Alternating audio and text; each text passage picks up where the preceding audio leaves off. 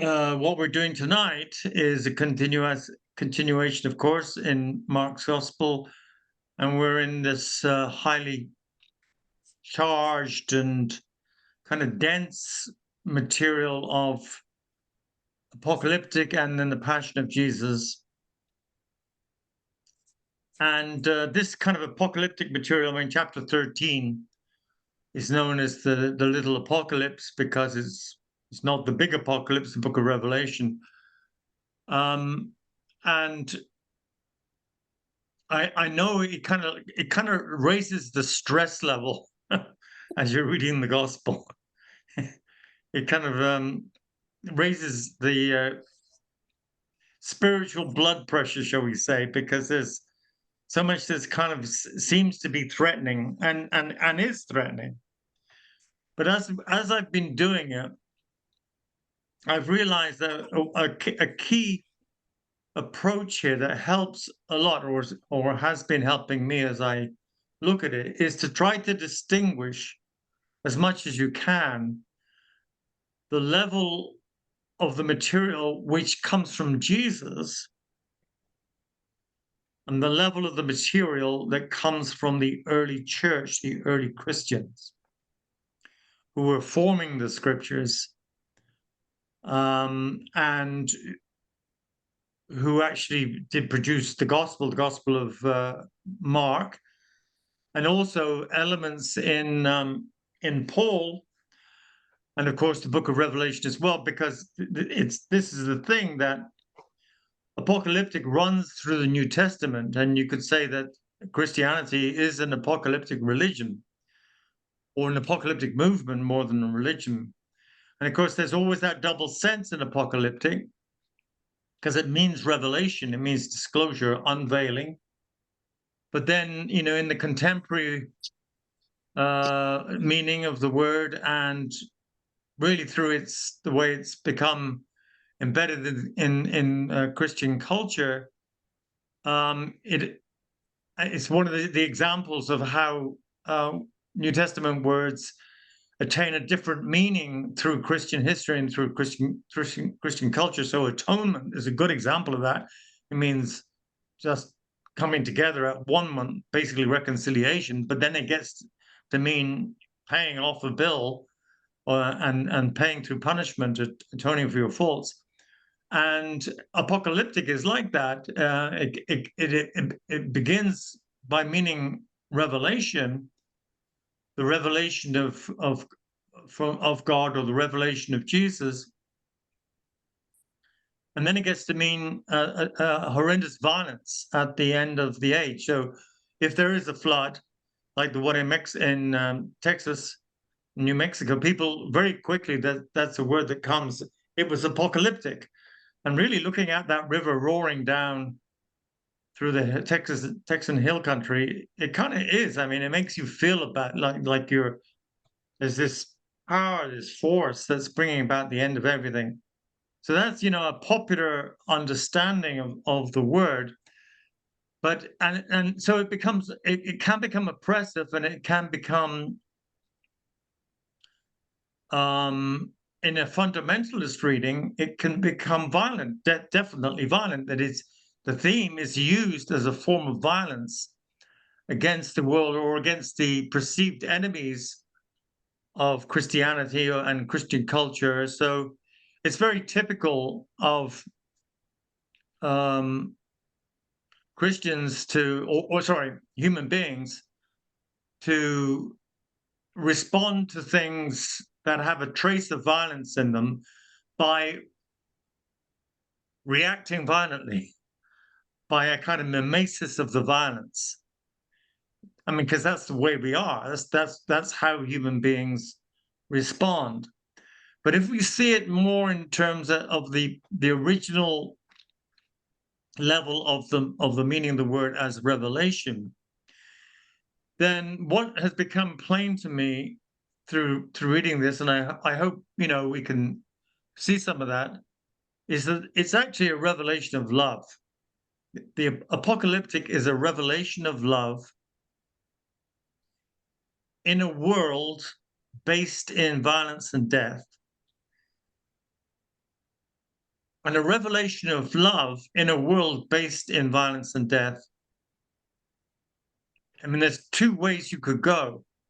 One is to kind of get you out of this world, so you escape to another planet, really. So it's a solution of escape, and the other is to heal the situation, the fundamental situation of violence and love, violence and death. And I think the Christian tradition, because it's easier again, has opted for the escape formula, seeing apocalyptic as the prelude to an escape, the universal resurrection, and then people are kind of welcomed into the heavenly realm after the resurrection, the universal resurrection, which comes after the breakdown of everything in the world. And that's the kind of popular understanding of apocalyptic, but I think its original biblical meaning at a deep level, if you follow the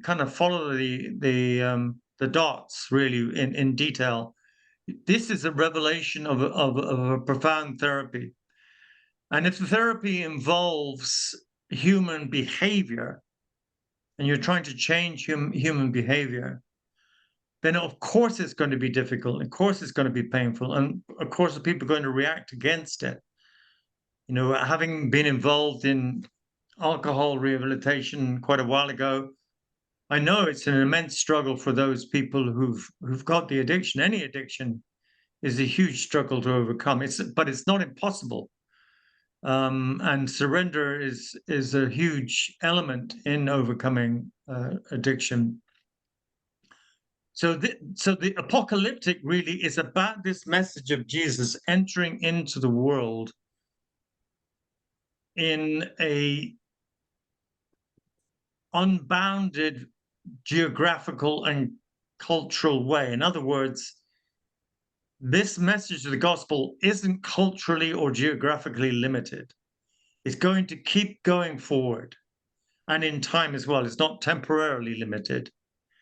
That's the character of its universal. Go and make disciples of all nations.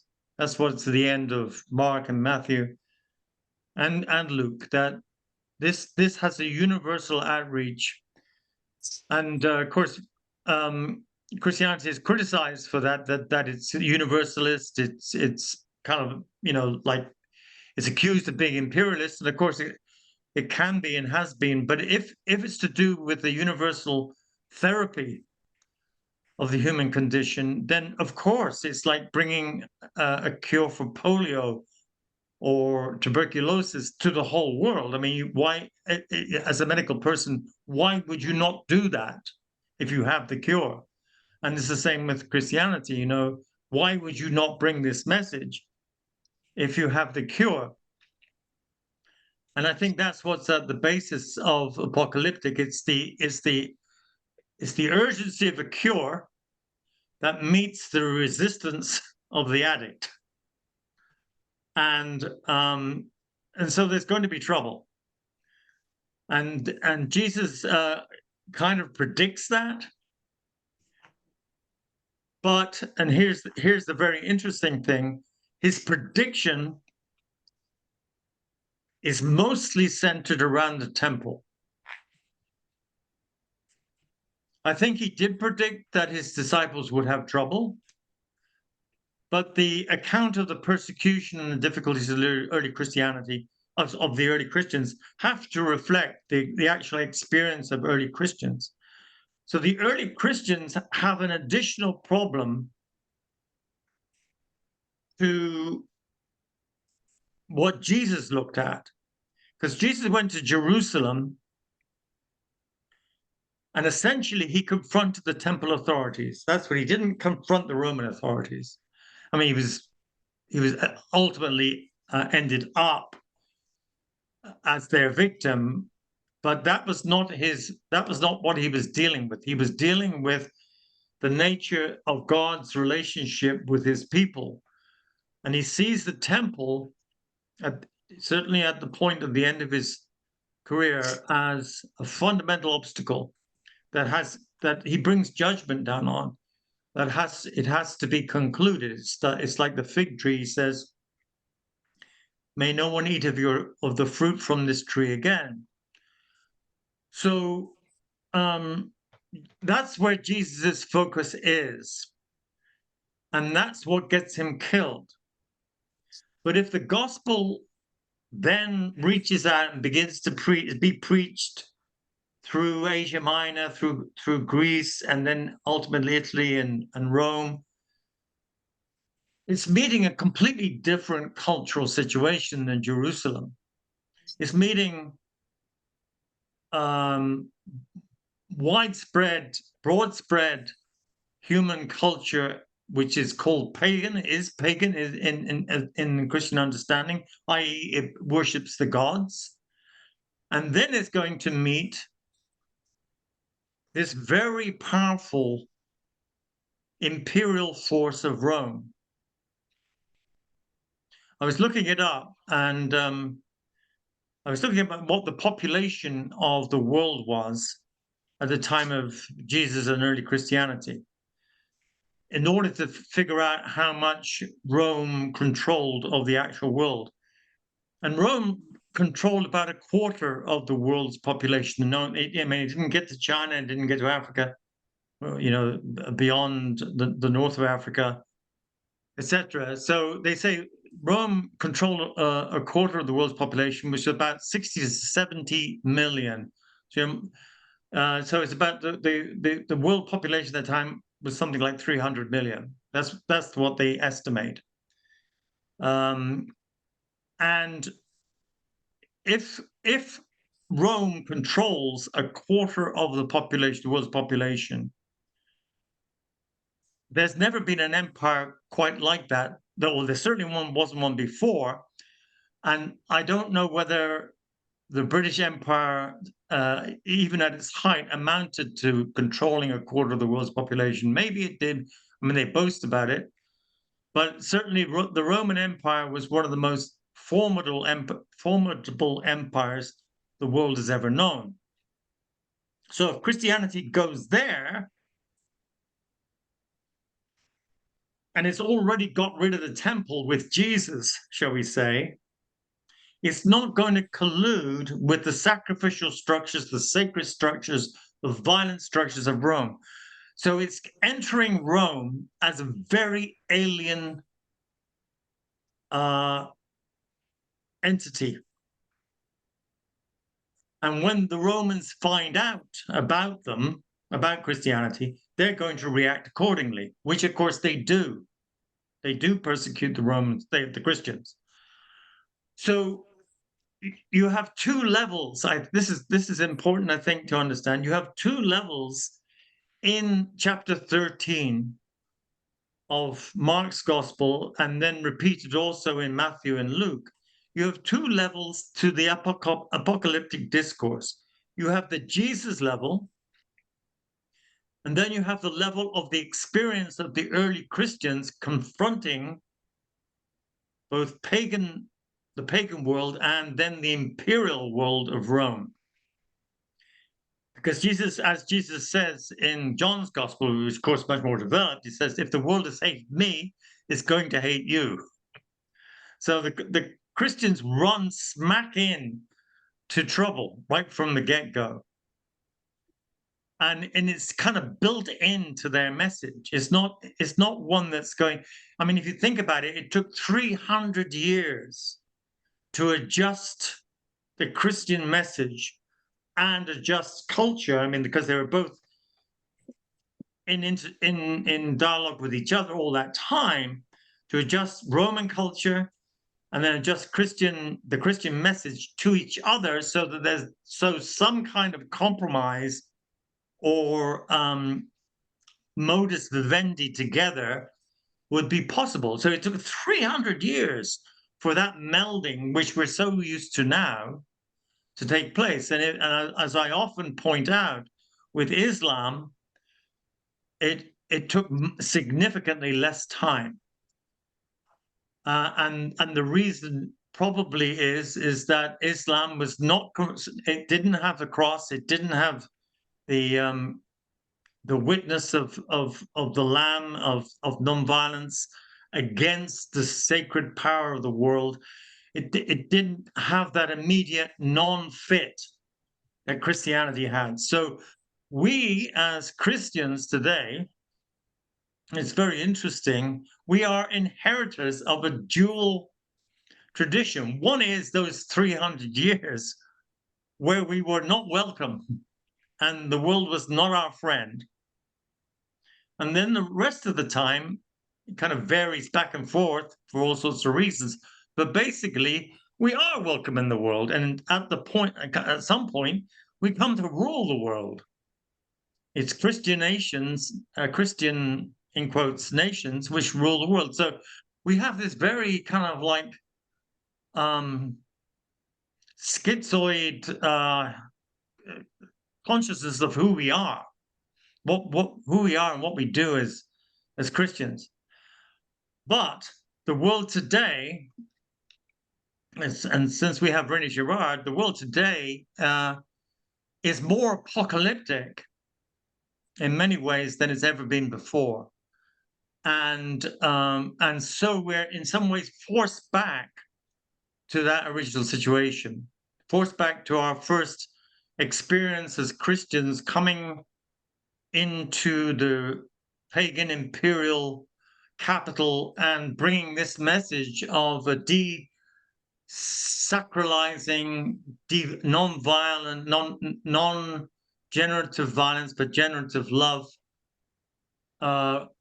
message of Jesus out of the whole biblical experience. The huge challenge of doing that, we're closer to that, I think, than Christianity has been for a long, long time, for a millennium and a few centuries. So this is a very exciting time in its way to be Christian. It's full of interest, shall we say? It's got a lot of stuff going on. It's not boring. I don't think it's boring anyway. And it's kind of like the game is still afoot and it's still to be played. So let's get into the text here, and then we'll begin to see something of what I'm talking about here as we go through. So we're looking at chapter 13.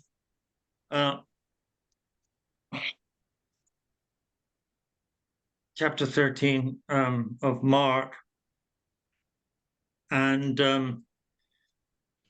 Linda likes to put little post-it notes in my Bible when we're doing our presentations, so that I can get to it. But I think part of the charm of Bible study is looking for the passage. So, so we're in chapter 13, and we've had the destruction of the temple foretold. We've already done that. There will not be a stone left on another. And then the disciples ask, well, when is this going to be? And Jesus predicts there's going to be wars and rumors of wars. So that seems to be part of the program of the end. It's not impossible that Jesus said that, because war, of course, is a constant of human history. But he says this is but the beginning of the birth pangs. Now, I wonder whether the beginning of the birth pangs was strictly something that Jesus said, because the birth pangs would have been the experience of the early Christians. Was that Jesus' experience, or was he expecting at that point something more definitive? So I'm throwing that out there as a discussion. I mean, obviously we can't make a definitive conclusion about that, but I'm suggesting that Jesus may have expected the conclusion of events more rapidly than they actually occurred. And so when you talk about the beginning of the birth pangs, you are expecting a more prolonged space of time, which would reflect the Christian era, which perhaps Jesus at that point did not strictly anticipate. So then we're going to read from verse 9. So this is the material that we're looking at. So chapter 13, verse 9 to the end of the chapter at verse 37. So if someone could read that, this is what we're engaged with. So we're looking at chapter 13, verses 9 through to 37. I can If read someone it. would, yeah, please do. As for yourselves, beware, for they will hand you over to councils, and you will be beaten in synagogues, and you will stand before governors and kings because of me, as a testimony to them. And the good news must first be proclaimed to all nations. When they bring you to trial and hand you over, do not worry beforehand about what you are to say, but say whatever is given you at the time. For it is not you who speak, but the Holy Spirit. Brother will betray brother to death, and a father his child, and children will rise against parents and have them put to death. And you will be hated by all because of my name. But the one who endures to the end will be saved. But when you see the desolating sacrilege set up where it ought not to be, let the reader understand. Then those in Judea must flee to the mountains. The one on the rooftop must not go down or enter the house or take anything away. The one in the field must not turn back to get a coat. Woe to those who are pregnant and to those who are nursing infants in those days. Pray that it may not be in winter. For in those days there will be suffering, such has not been from the beginning of creation that God created until now. No, and never will be. And if the Lord had not cut short those days, no one would be saved. But for the sake of the elect whom he chose, he has cut short those days. And if anyone says to you at that time, look, here's the Messiah, or look, there he is, do not believe it.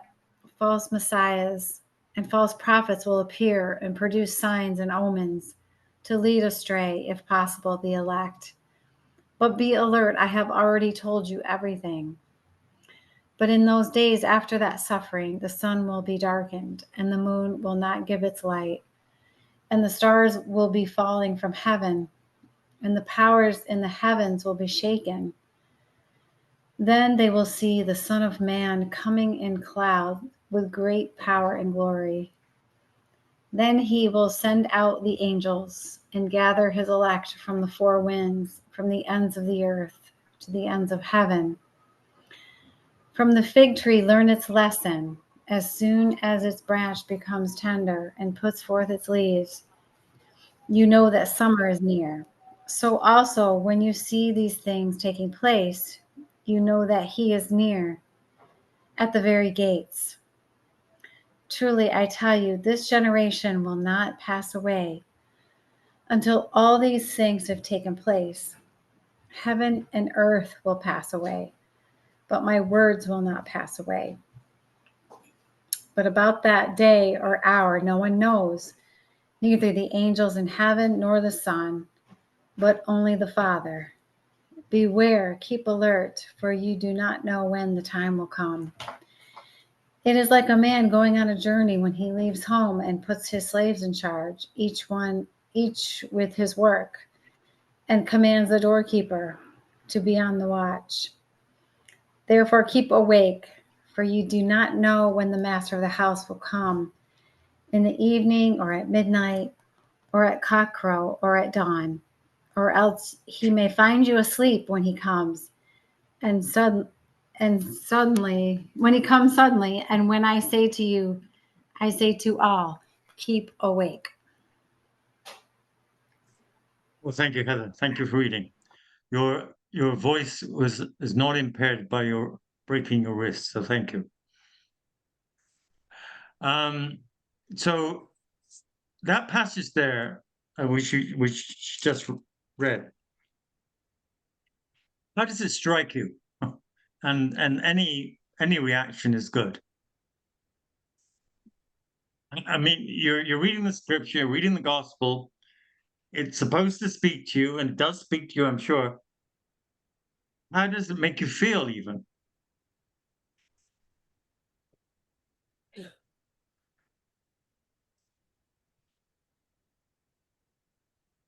I like the keep awake part.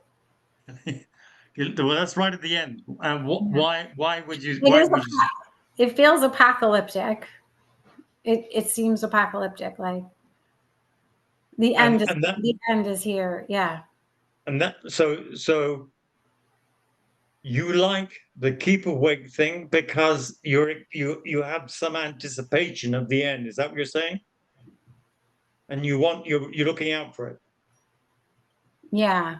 I think it's appropriate for our times. I mean, it Okay. seems like something we should be doing right now. Right. Okay. Good. Well, thank you. So you respond to the material with a sense that it's appropriate for our time, for the things that are going on in our time. Anyone else? I feel like there's a mixture of uh, a little bit of anxiety, but a lot of consolation for me. I mean, I would be more anxious if the world was very calm and ordered and everything was hunky dory. But because the world is so chaotic and violent, and actually anything that, if you think about, even in the old terms, or thinking about apocalyptic in terms of God sending his legion of angels and all that stuff, it can't be that much worse than what human beings have already done. I mean, you think of the nuclear bombs and the devastation and the floods and the ecological disasters and all this stuff. I mean, we messed it up so pretty badly that I don't think anything God could throw in at this point is going to be that much worse.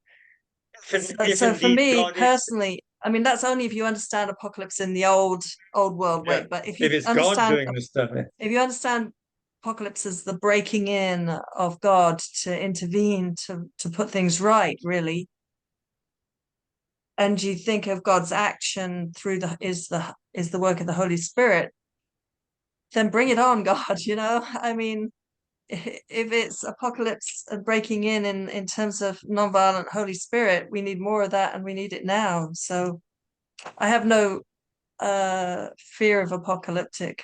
I think you have to interpret it nonviolently, but and I think Jesus is looking around him at that time and looking at Jerusalem and the coming, the tensions, and he can read the signs of the times very clearly, and you can see this thing is coming down on the city. So he's really able to read the human situation well, and yet he still believes that God is going to intervene, and things are going to be put right. That what he sees around him are the trials and the tribulations, and that's part of the whole scene. As part of the human situation. But the end of that is coming.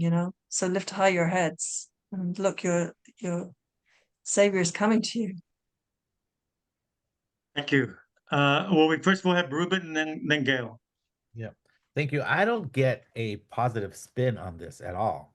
I'd rather not read it, and I'd rather not have to explain it, and I would rather not have to think about it because it's completely distressful, worrisome, and just like tragic, just like bad, bad, bad all around, especially for the believers. It talks about betrayal, about distress, about being handed over to government authorities or being killed.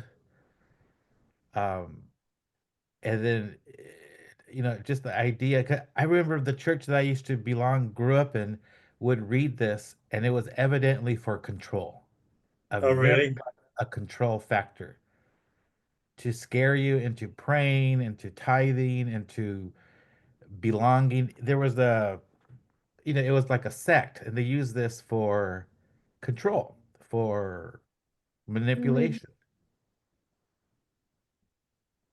So those, especially at the cosmic level, that's unexplained in nature about the sun and the moon and the stars and the heavenly, it's just like on a human level or scale, you can't, it's like beyond your control. But suffice to say, you have a pretty negative reaction to it. Oh yeah. I mean, I'm being honest. Well, I certainly appreciate it. Well, I mean, no, honestly, your whole story there, Rupen, is very important because you're absolutely right. I mean, all this material is being used for intimidation in a way, spiritual intimidation and control. This is going to happen. All the great last judgments of the Sistine Chapel and throughout Europe, those wall paintings. They're there to scare you Right. and to get you back in line. So yeah, I certainly agree with that. Well, Linda, but then first we have Gail first. Go first, yeah. Well, I just wanted to say it seems to me like a double vision to connect with what you were saying before. It's two ways of seeing things, maybe almost a parallax view where you close one eye and you see one perspective and you close the other and you see a different one. But it seems to me that there's a clear view of the world as it is, but there's also a clear view of what is possible. And so I recently heard somebody talking about the kingdom and the way it can be seen from two different perspectives. And one is one place we're going to, and the other is one place we're coming from. And I would rather be coming from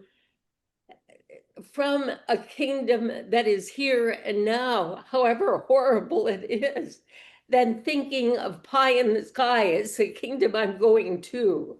And so I want to look it right in the eyes and face it and see the possibility of that new Jerusalem in what's right before me. Well, thank you, Gail. I mean, I think that's great. Coming from, going to, and the coming from is a kind of loyalty to our human condition and our earth and our history as human beings. That I don't want to give up on that. I want that to reach its potential. But I just want to say, for me, coming from the kingdom means that you're coming from the mind of Christ. You're right. Yeah. Well, thank you, Gail. Thank you very much. So Linda's got a small comment, and then we've got Cheryl, who has her digital hand up. Mm-hmm. Well, I just was thinking of the passage where it said, you'll stand, you don't worry about what you will say, when you're being persecuted, that the Spirit will come. The Spirit will teach you, yeah. Teach you. I mean, I just remember that, I mean, this was part of my story, but when I was I was sort of in court one time, as part of the peace movement, and I was with a bunch of women from Greenham Common at that time who didn't know I was Christian, and so there is this one part where the magistrate will ask, do you have anything to say? And it came to me, and I was like the last one up, and at that point, I just spoke from, I didn't really know what I was going to say, but I quoted the Beatitudes and the Sermon on the Mount, and for bits that I could remember at that time. I remember all the women, all these feminist sort of lesbian hard-nosed women who had been arrested on the airbase, sort of looking at me. And afterwards they all came up to me and said, what did you mean by that? Where are you coming from? And I mean, they were interested. It was like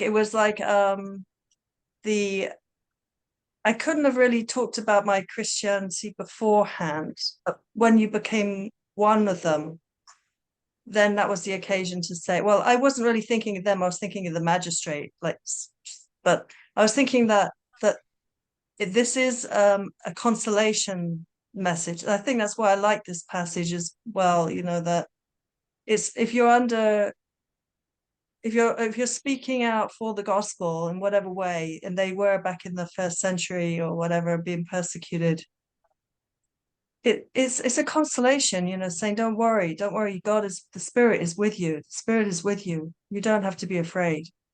You're not alone in this, you know. Anyway, that's what I was thinking.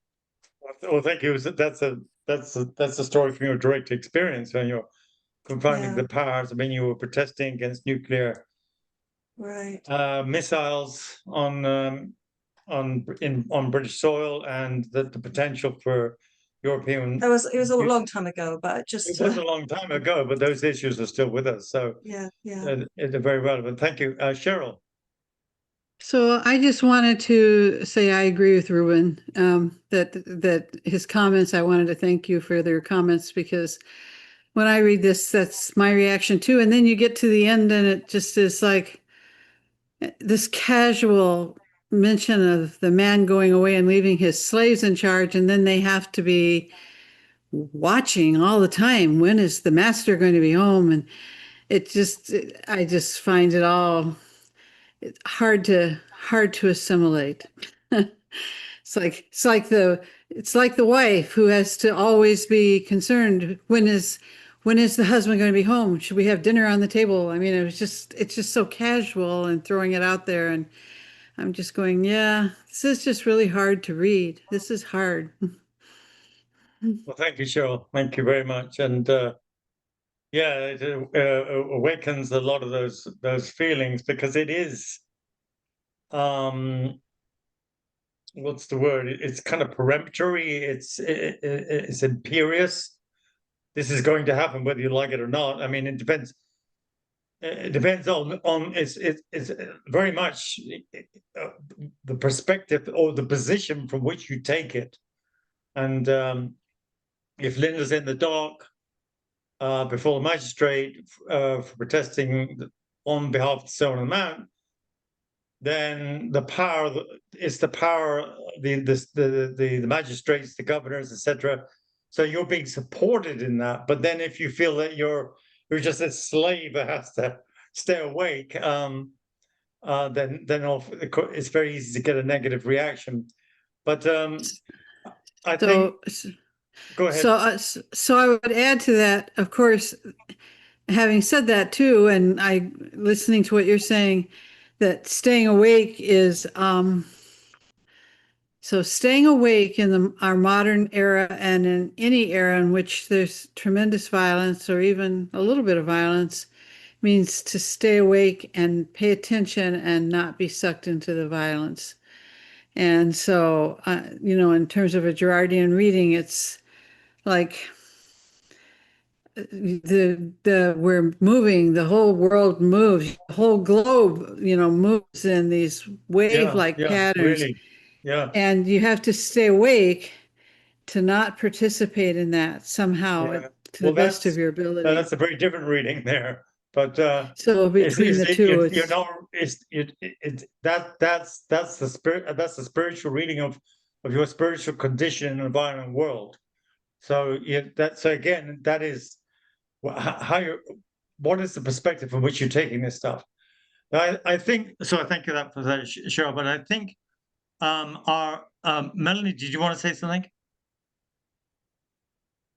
We can't hear you. It's okay. I can hear now. Go on. Okay, there. Sorry, I was coughing earlier, so I had to. I just think, like, I was thinking of who he's talking to. He's talking to these 4 disciples that come and ask him quietly, and he's talking to them quietly. And I'm thinking he is giving this message to these people whom he's been teaching. He's been teaching them everything they need to know, and so this is telling him what's happening, and this is just part of, like, I know it's a terrible picture, but it's part of the world, and this is the gift of what Jesus has been giving them, that they can be there, and it will come, and not to not to skip over the hard stuff in the world. This is it, and this is what I've prepared you for. And well, thanks, Melanie. So yeah, because you can see it has this whole thing has this it has the quality of stirring up reactions, responses, and it seems like Jesus did that deliberately at the end, and very much in respect of the temple, as I'm going to try to show you.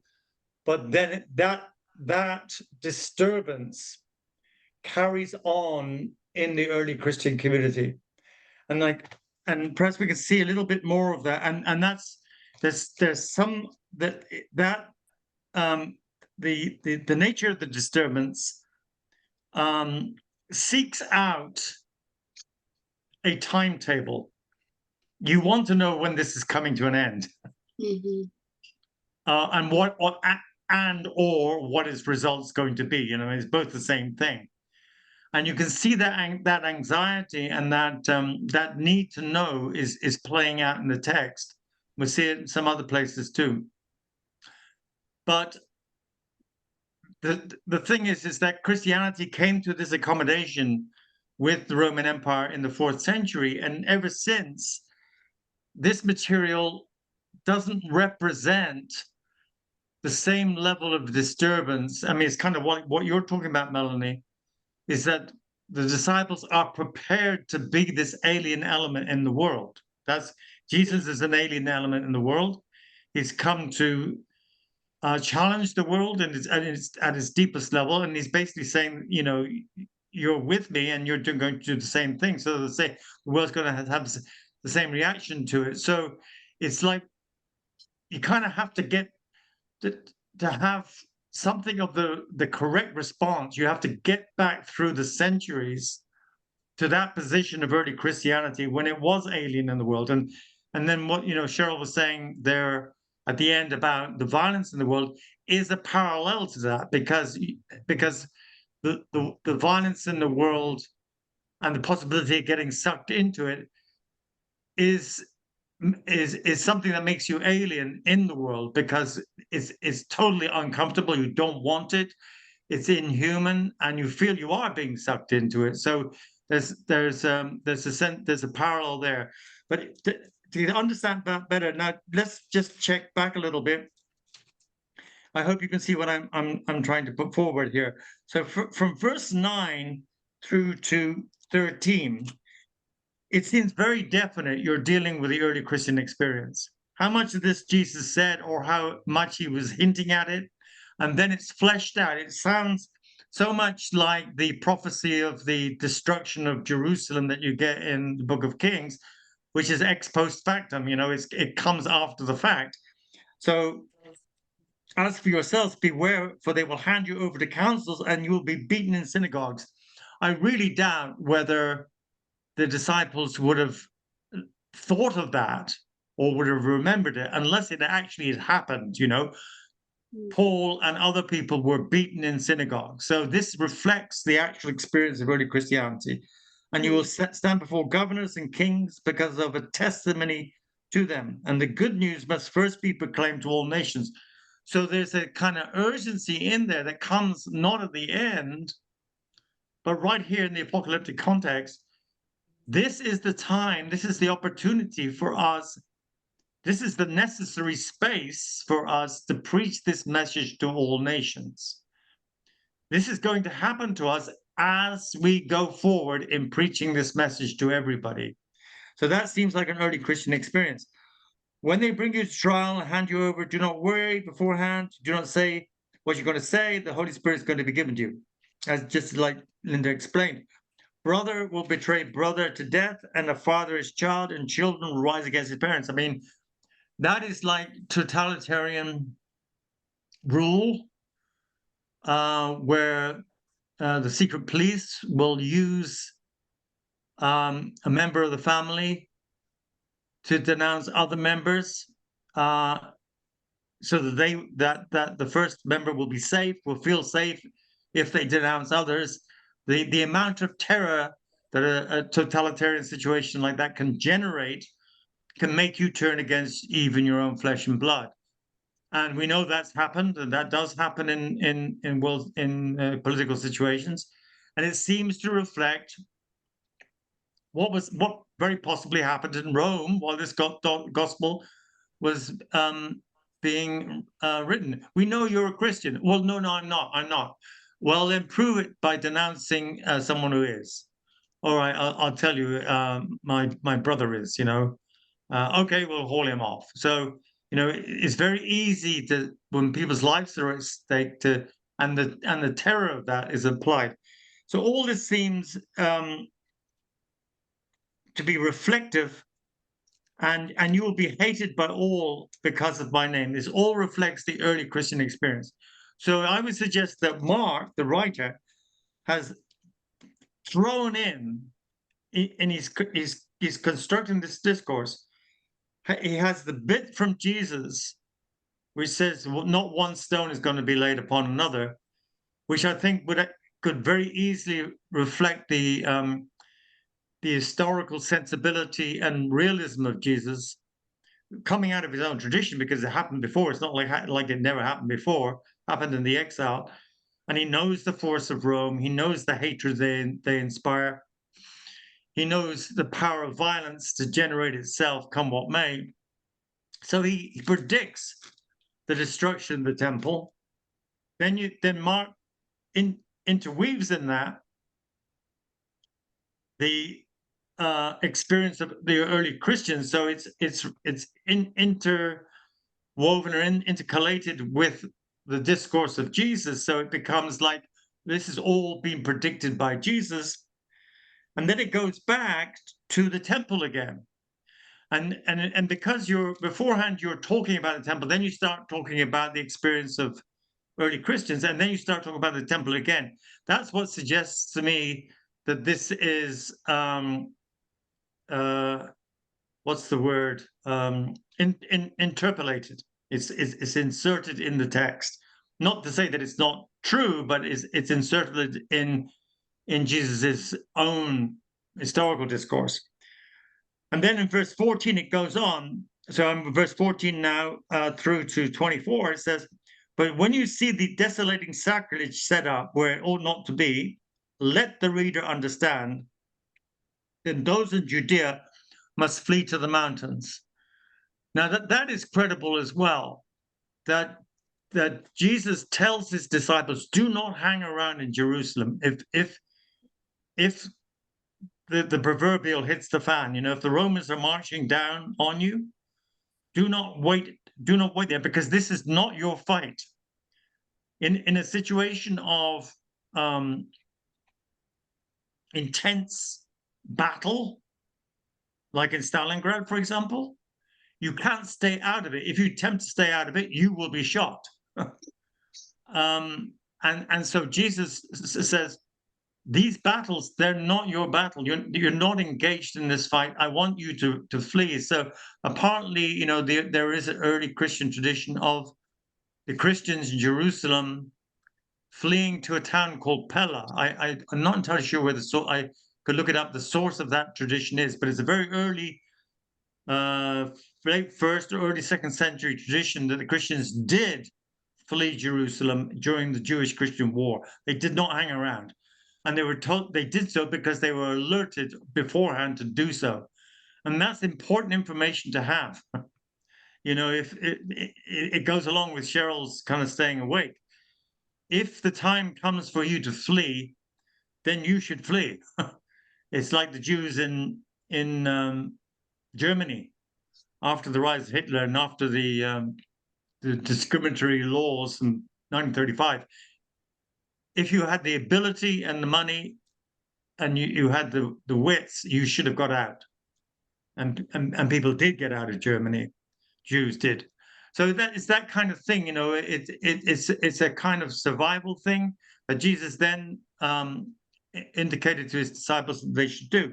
But one of the key things was when you see the desolating sacrilege set up where it ought not to be, let the reader understand. So Mark, the writer, is repeating the words of Jesus here. When you see the desolating sacrilege, the abomination of desolation, which reflects what happened with Antiochus Epiphanes in the 2nd century, when he did set up a pagan altar in the temple, and it was called the abomination of desolation. Repeats that phrase, when you see it, and let the reader understand, you should flee.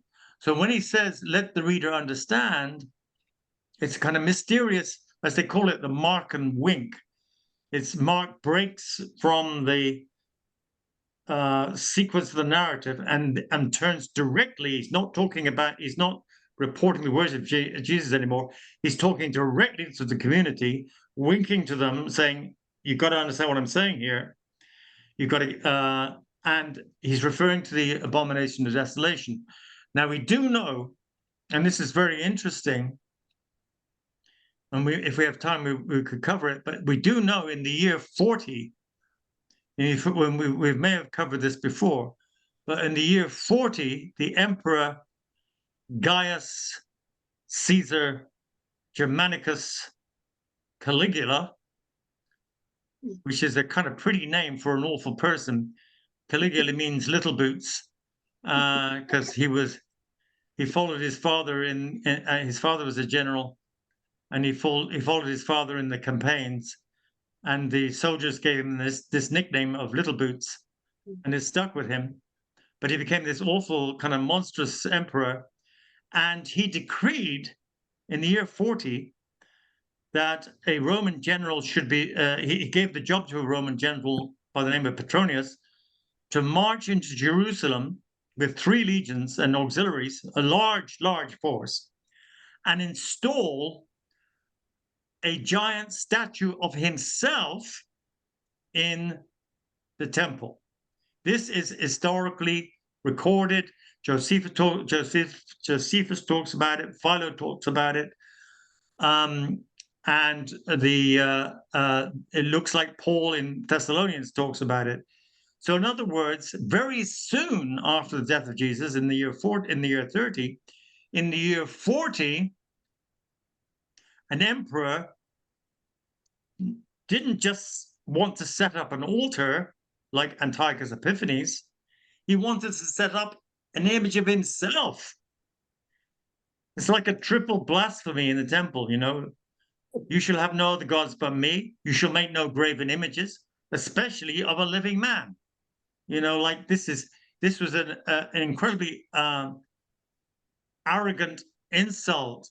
And so Petronius, the temple was made apart. The statue was being made in Sidon, on the coast, the Phoenician coast. But Petronius, the general, more or less disobeyed his orders. He kind of slow walked them, and he didn't do it. But the early Christians remembered that there was a plan to do it, and they kind of it kind of imprinted itself on its soul, because so many of them were Jewish.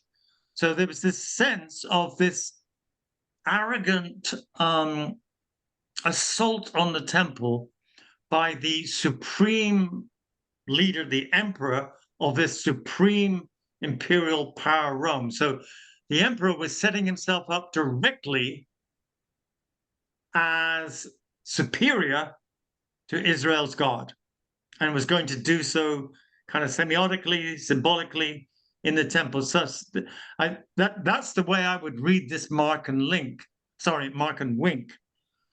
And he throws it into the middle of Jesus' discourse. So you can see, I mean, I kind of relate that because it shows the tensions of the time. It shows, I mean, you have an imperial pathological figure at the height of the empire. And that's not totally unknown to us now in our own contemporary era. Wink, Mark and wink. You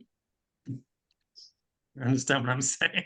But anyway, these are apocalyptic tensions, and Jesus centers on the temple. Mark throws in that remark because it's contemporary and it's burned itself into Christian consciousness at this point.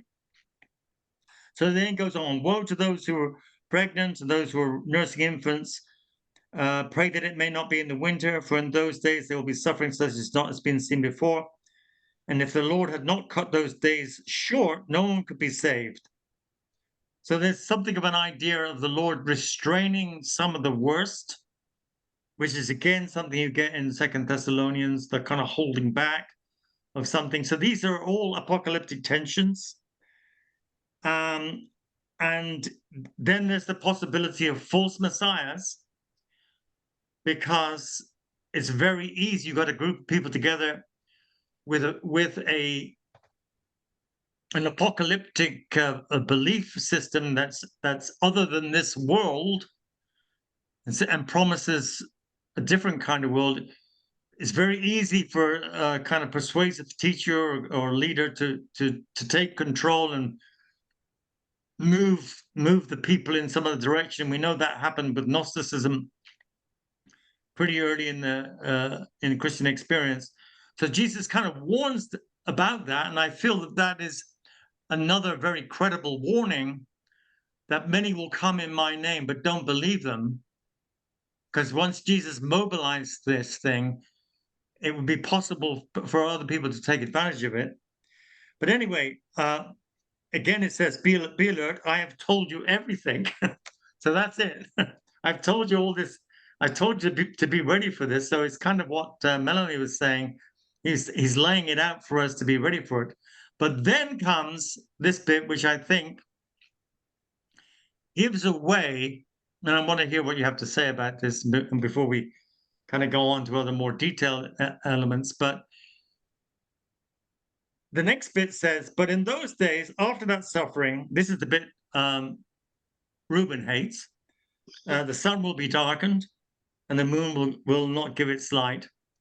These are cosmic manifestations of the breakdown of the whole universe.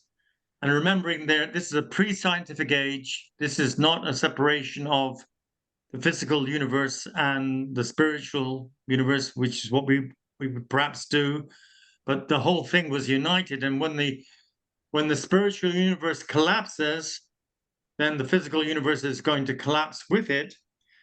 And the powers of the heavens, these are the heavenly powers holding the thing together, they will be shaken. So that's what that's about, is the spiritual order of the universe being shaken. And then the Son of Man will come in clouds with great power and glory. So I think personally, at the Jesus level, this is Jesus's timetable. He thinks the temple is going to be destroyed. Before that, there's going to be an abomination of desolation set up in it. People should escape.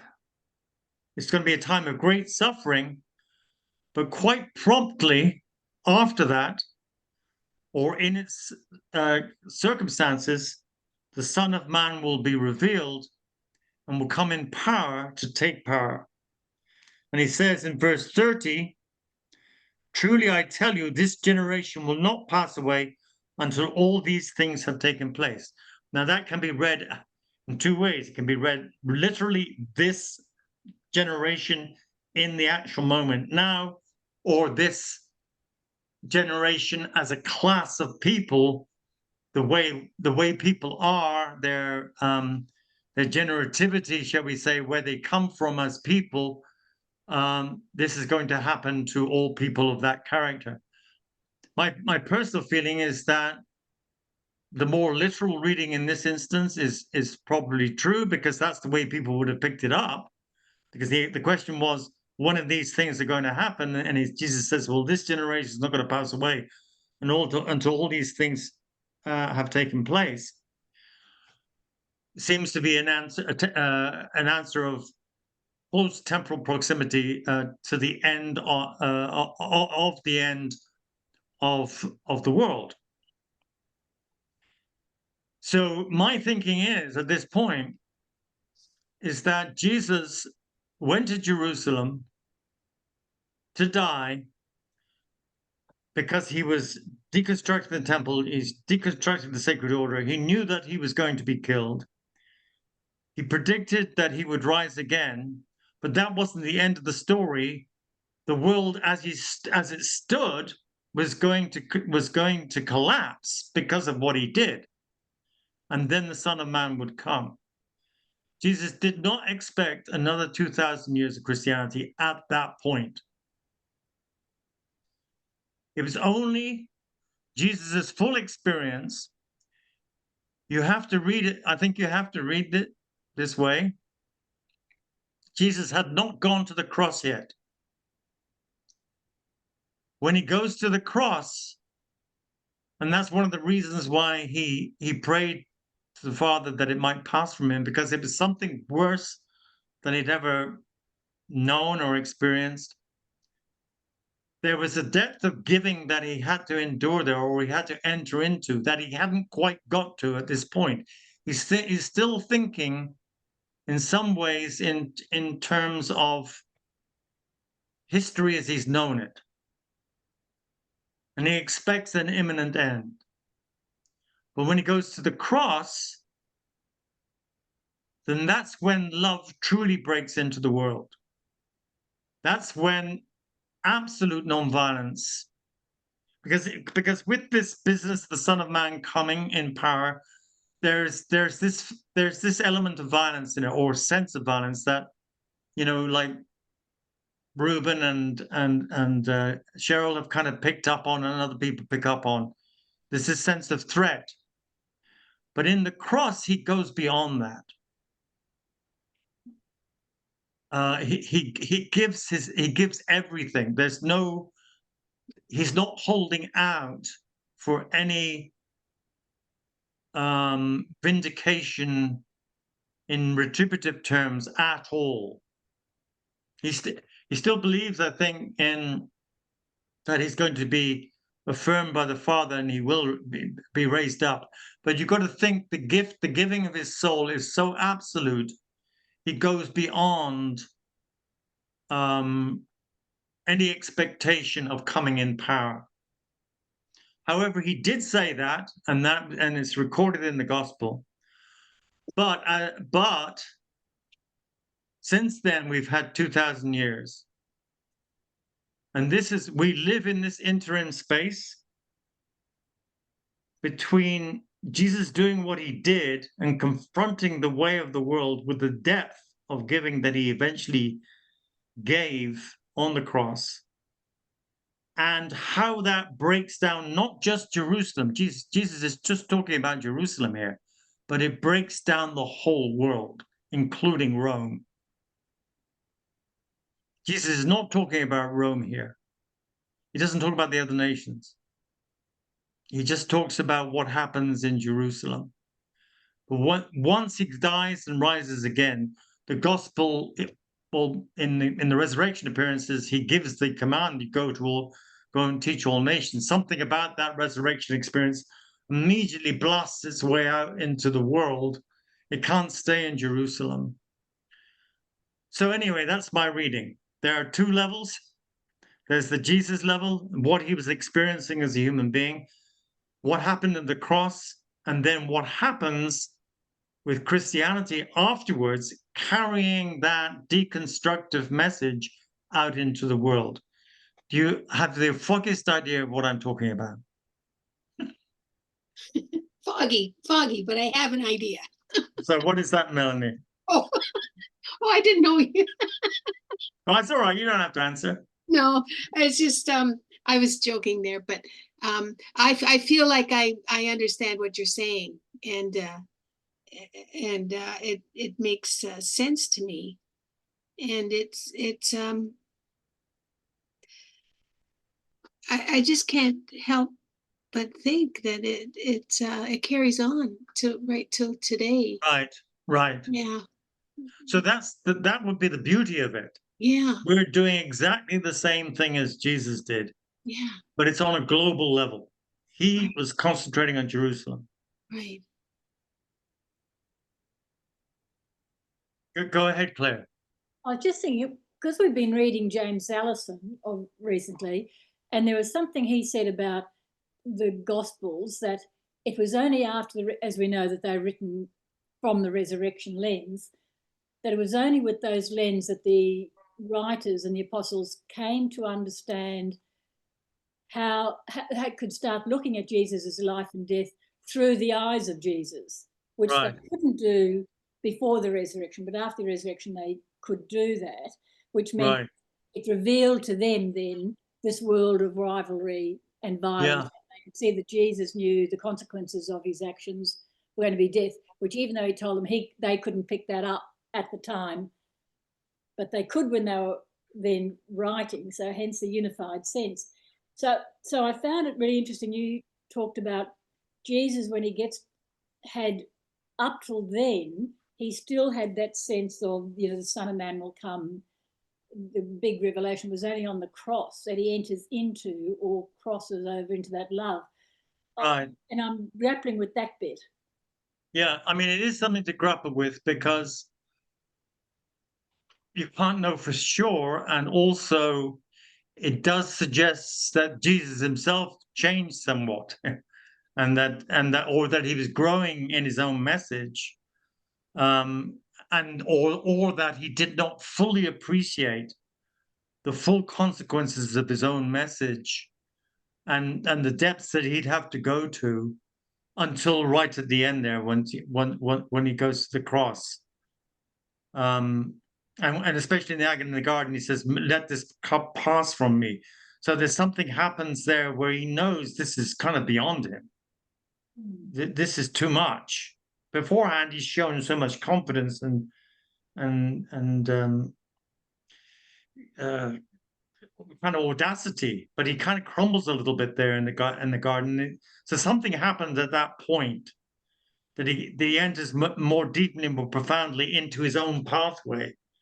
So I think the message of the Son of Man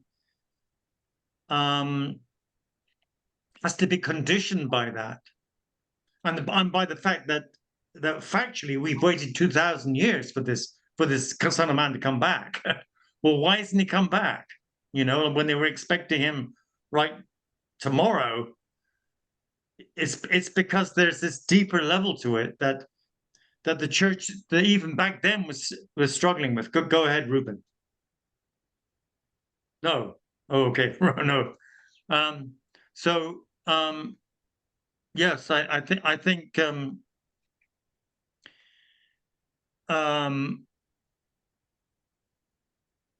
if we live in an apocalyptic framework, which is what Jesus introduced, it's the end of the world order. I mean, there's no discussion about that. We're not discussing.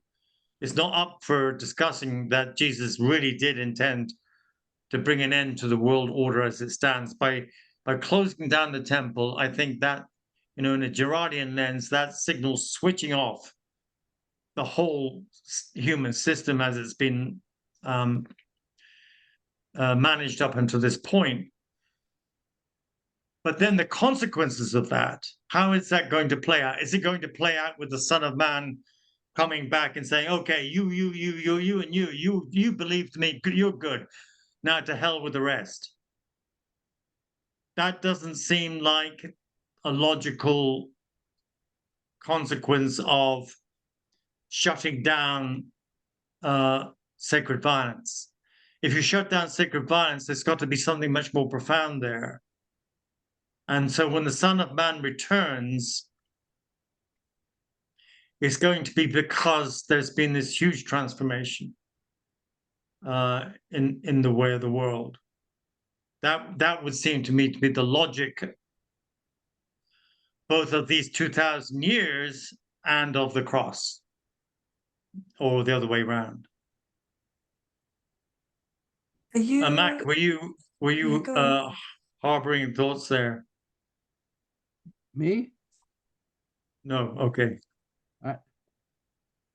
I All right. That's okay. I'm absorbing what you're saying, that Jesus's profound experience in Gethsemane on the cross probably changed his perspective and they felt the immense difficulty and the awesome change that would have to take place in the world. Right. And so that changed his thinking and fits more into what we've experienced in history. So I think that's great. Yeah. Good Yeah, insight. I think it makes more sense of our contemporary moment. Mhm. Yeah. But why did the early Christians, though, they would have only had Jesus's words, and I guess they would have assumed from that maybe that he would come sooner. It seems like many of Oh them yeah, I believed. think they thought he was going to come soon. And so if we get a chance, we'll look at 2 Thessalonians, where you have this whole thing of they were that they were so caught up in the expectation of Jesus' imminent return, they thought it had already happened. Some of them thought that they'd missed it. Hmm. I mean, and you can easily understand how people would, they're exposed to these ideas for the first time, and they're in this. And you got to remember also that they're in a very heightened charismatic environment of the Holy Spirit, you know, with people giving out prophecies, speaking in the name of the Spirit, speaking in the name of Jesus, giving out prophecies, and Paul was part of that they lived in a very heightened atmosphere, and only that was only dialed down little by little as the decades unfolded, and by the time you get to the end of the first century, then you kind of shift to Gnosticism. But that first century, it had that it was simmering pot of apocalyptic or eschatological expectation. This is going to happen because that's the way human beings. That's the way they work. And if you've got somebody who's risen from the dead, then you know, I mean, you're going to expect this is going to happen to everybody else very soon. You know, because you've already broken the dam. You've got a risen person out there somewhere or other. So that he's going to come back. It wouldn't be long before, I mean, you'd expect that fairly imminently. So why the delay? Why do we have Christendom and then the modern era? It's something else is afoot. Something else is being unfolded here, which only comes out of the depths of Jesus' cross. The full nonviolence of God. I mean, that's the way I would say it, is the unabridged nonviolence of God.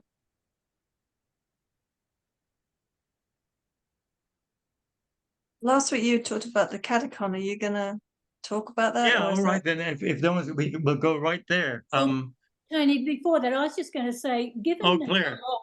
given how long it's taken us to even get a glimmer of what all this means, I mean, it just struck me we certainly needed that 2,000 years to even understand. And when you think of how easily the church went off course, you think something more has to happen to just help us even get back to where the apostles were straight after the resurrection.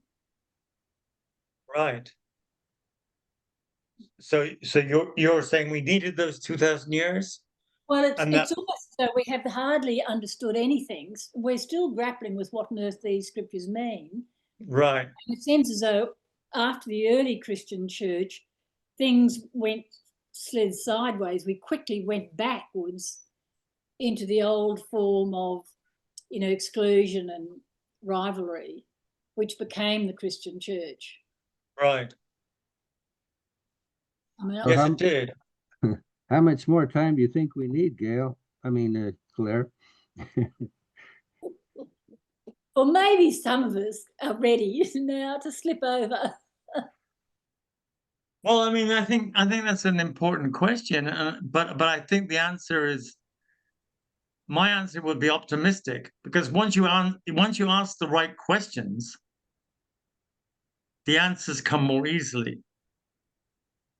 So I think if we're asking the right questions here about these texts, and the right questions are about violence, about the nature of God as violent, and about the nature of revelation of God as non-violent, I think those are the right questions.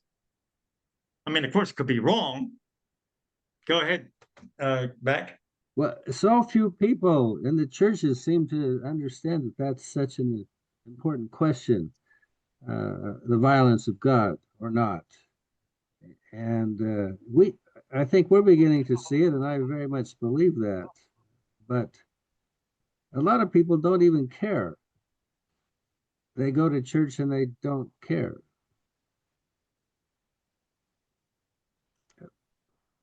They don't care because they're comfortable. I mean, Yeah. Church makes them comfortable, and that's basically one of its major functions. But the apocalyptic text that we got to, I mean, we studied chapters 1 through 12, then we got to chapter 13, and we have to read it. It's there. It makes you uncomfortable, like people have said. I mean, that's people talked about being made uncomfortable. At least they as to it was really negative experience. But well, most of them are just most of the people are uncomfortable, just worrying: is God going to kill the other people? Or is he going to kill me? Right? Right. That is right. Anybody got an answer for Brother Mac? I'm not really looking for an answer. I'm just you asked the question. I'm distressed at the lack of concern generally about violence and violence in God, and how we need to worship a nonviolent God to ultimately give up our own violence. It seems so obvious, yet so little talked about. I keep remembering here in this discussion that somewhere in my past, like a Sunday school teacher or somebody, I remember they said Jesus was fully human and fully divine. Right. And for some reason that never left me. And I think, when you're talking about the two levels, the Jesus level, the kind of the present one, and the like I just think we live in this space that we are both human and divine, and so I just think that human beings sometimes, and I'll admit to this myself, we think, oh, that's the answer, I got the answer, and tomorrow you could have a completely new answer. And so, the people that seem to relax with this notion of violence, that I don't know, I don't want to offend anybody, but that's us being human, and we catch glimpses of the nonviolence, and I think we are called to seek the nonviolent, the spiritual, the non-human, the divine aspect of things. We live between these two things. Well, that's very good, Melanie, because actually, if you say, and in some ways it's doctrinal, Mac, like although it's being used, the language is being more theoretical, but if you say the divine is revealed by Jesus, and especially on the cross, that that when I am lifted up, you will see that I am He, really, that I am divine, and that will also be communicated to you. So what you're saying, Melanie, is that we become children of God. I mean, that's the doctrinal part of it. We actually become generated children of God. I mean, we are actually divine in that sense, that, as Irenaeus said, God became human, that the human might become divine. So that shift is made in us, and the medium of that shift, it's not some strange infusion of ethereal kind of angelic material or divine material. It's actually being non-violent. That is actually being divine. And you can see it when people forgive and people show compassion. You immediately feel different about in being in relationship with them and or in the world, really. So it's that shift in feeling of relationship that is the divine, and it's just a matter of kind of unteaching the violent centuries. But I I my feeling, Mac, is that I mean I just don't. I'm just grateful for people who are on this call. I'm just grateful for the people who are, I really am. You know, I'm very grateful, and for anybody who joins in any kind of community event that are praying and responding in this. That's enough for me. You know, because I think as well as the one good thing the Muslims say: you save one man, you save the world. You know, if you just save one person in this sense, because if you're on your own, of course, you know, you're not safe. But so long as there's one or two other people, you're saved. You see what I'm saying? But I feel like there's also that the things that console me are that one, that Jesus was totally alone, you know, like everyone deserted him and he stayed the course. And so that is consolation to me, that just to, you know, it doesn't matter really what other people, in a way it doesn't matter, you just do what you're called to be faithful to anyway. But secondly, I think the crisis of the times, I know that there's always crisis of the times depending on, you know, whichever century you're in. I'm sure everyone felt that, but the time we're living in does feel like you said before, it feels apocalyptic, you know. And it definitely, the crisis of violence and the way that from a Girardian perspective, the systems of control of violence are falling apart. And so we're now at the point where, you know, 500 years ago, 200 years ago, those systems were still kind of in place, but now they're not in place. We've got this free floating violence, and the people aren't as willing or as able to trust those institutions. People have lost faith in those.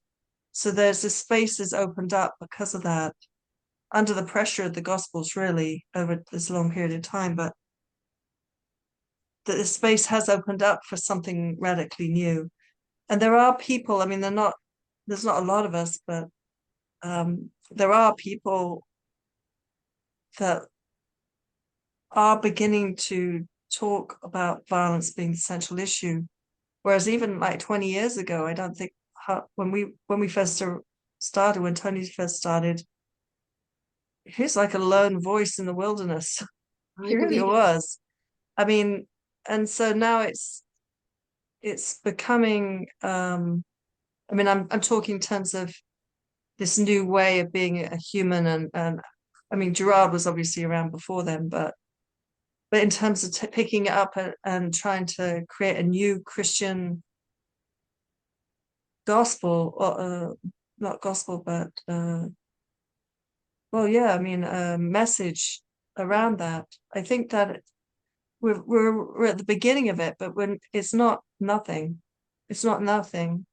and so our call is just to be faithful to it and to believe that God is and love is stronger than human violence. Ultimately, that God does have a plan, you know. This is a school of love. It's a laboratory of love. I mean, for you to be perfect, I mean, it says in Hebrews, he learned obedience in the school of suffering, and being made perfect in that school, he became our Redeemer. So, like Jesus himself was made perfect as he went along, and we don't know what the overall character of the school is. You know, like what are some of its branches and satellite groups. You know, we don't know how the whole school is conducted, but we do know in our own lives how that school works. We know how and And where. where else would we go? Yeah, What else that's would right. we do? I mean, this message is the only thing that speaks to me. Mm-hmm. And if it speaks to me, it's got to speak to God much. I mean, God is much better than Linda Bartlett, so Yeah. much. So I feel like if I, as a sort of weak, sort of useless person, can see this as a way through the violence, how much more has God got to be aware of that, you know, and have Right. a way through? Right. I just want to draw your attention before we finish to the final two passages there, which we did read.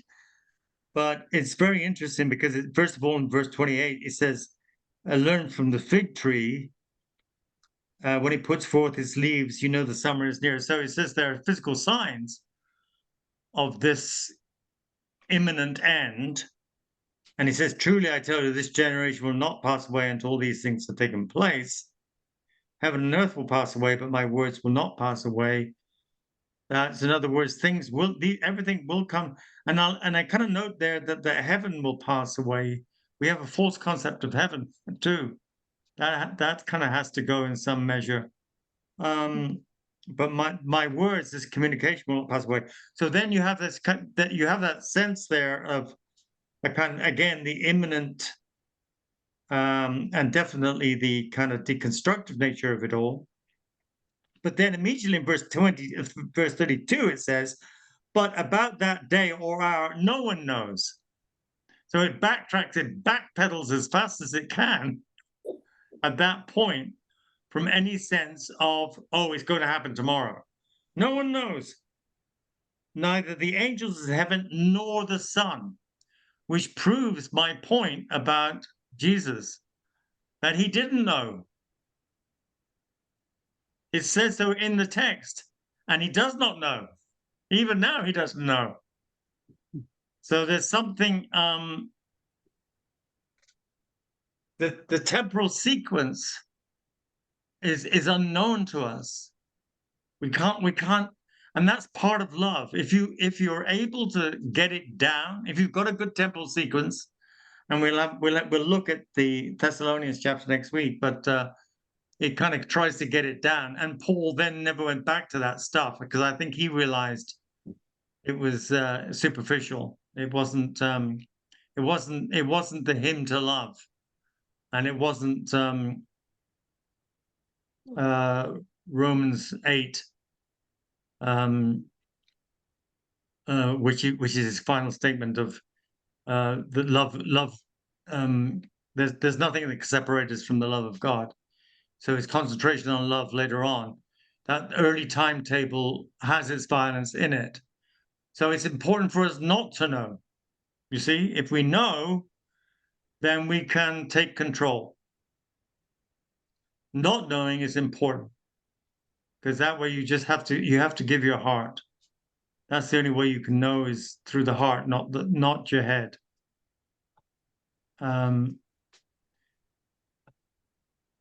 So I know that's a difficult study, brothers and sisters, and I hope you're consoled in the spirit at the end. Should be consoled, really. I mean,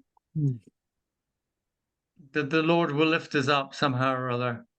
We didn't do those passages where, you know, like in Thessalonians. We should do them next week. You know, you become lighter than air. When the Son of Man comes, you will float up. You can fly. So that's to be looked forward to. Flying is But looking, not the rapture, though, right?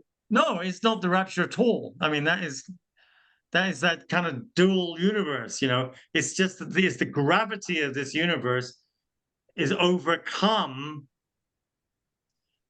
internally by it loses its weight in death, you know, and we kind of like fly in the air with Christ. But I mean, that's the image in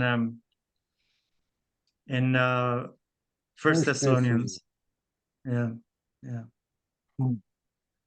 Anyway, so be consoled and console each other with these words. What are the words?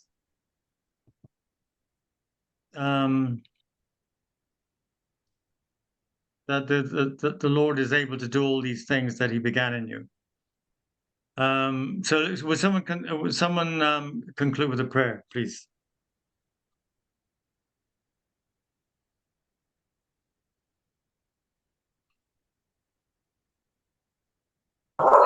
I can pray, but there's a lot happening here. So there's dogs, there's kids. Don't worry, don't worry. It's apocalyptic, Heather. Yes. Yes. Well, Lord, we just thank you for our study tonight. And we pray that we can awaken to this revelation of a nonviolent God that is underneath everything, is at the heart of all of our desires. And I pray that you help build us up in community, in your love. And I pray a blessing on everyone's week until we come back again. In Jesus' name, amen. Amen. Thank you. Thank you, everyone. Peace to those doggies. Yep. Heather, my dog is reacting to your dogs now. They're having their little study.